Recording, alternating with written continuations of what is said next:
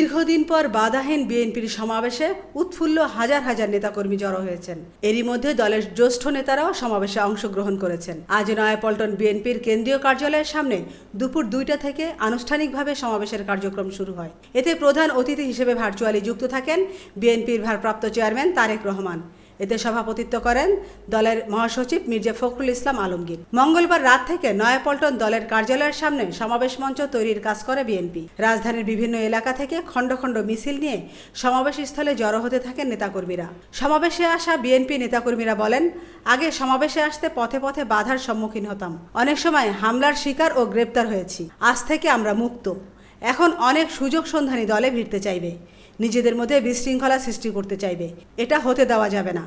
মঞ্চ থেকে নেতাকর্মীদের বিচারপতির বাসভবন, পল্টন থানাসহ গুরুত্বপূর্ণ স্থাপনা পাহারা দিতে নির্দেশ দেওয়া হচ্ছে। আমেনা ইসলাম, আজকের সংবাদ।